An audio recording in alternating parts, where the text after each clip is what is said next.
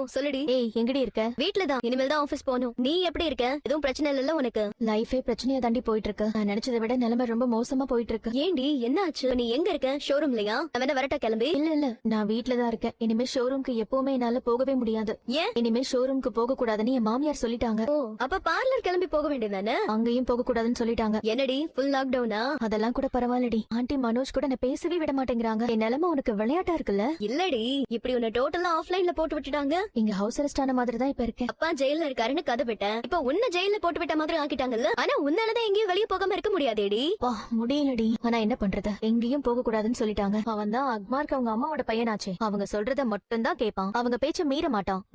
உனக்கு இன்னும் அவரை கண்ட்ரோல் பண்ண தெரியல. அதுக்கு என்ன இப்போ?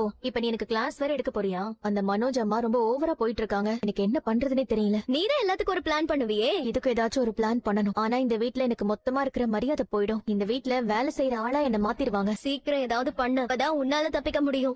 யோசிக்கிறேன். சரி இரு, யாரோ வந்திருக்காங்க, நான் அப்புறம் கூப்பிடுறேன். சரி பாரு. ஆனா ரோஹிணி, இங்க விதின்னு ஒண்ணு சொல்றாங்கல்ல, அது உண்மையாதான் இருக்கும் போலல. அவ்வளவு நேரம் எல்லாரும் மண்டபத்துல தானே இருந்தோம். ஆனா உங்க மலேசியா மாமா உங்க கண்ணுல படாம கடைசியா முத்து மீனா கண்ணுல பட்டிருக்காரு பாருங்களேன். அப்ப அது விதி